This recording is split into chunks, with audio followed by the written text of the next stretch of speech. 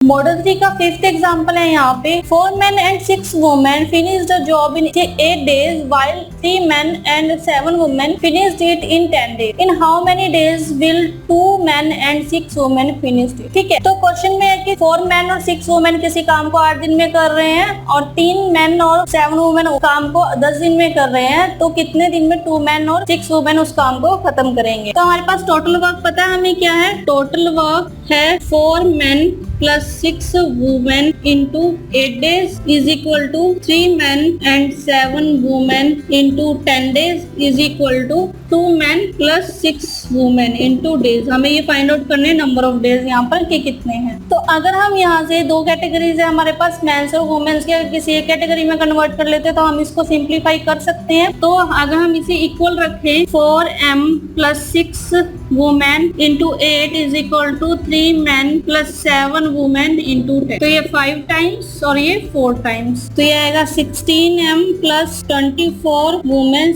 is equal to 15 men plus 35 women। तो यहाँ से 1 man आएगा 11 women के, ठीक है।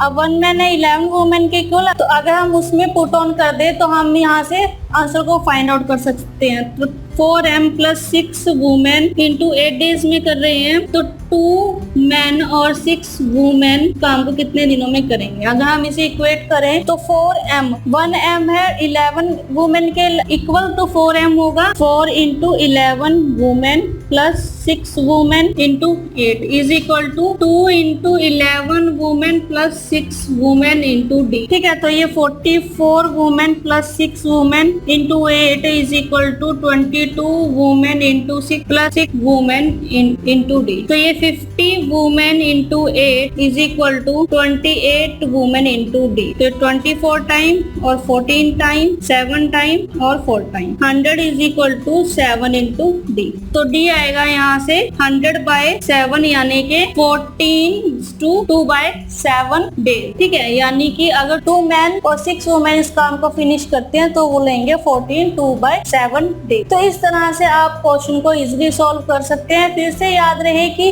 अगर हमारे पास 2 कैटेगरीज दी हुई हैं तो हम उन्हें किसी एक कैटेगरी में कन्वर्ट कर लेंगे ताकि हमारे पास जो क्वेश्चन है उसको सॉल्व करना आसान हो जाए, ठीक है। तो कॉन्सेप्ट आपको क्लियर होगा मैन इंटू डेज वाला, तो आप इस कॉन्सेप्ट का यूज करके इस तरह के क्वेश्चन को इजीली सॉल्व कर सकते हैं।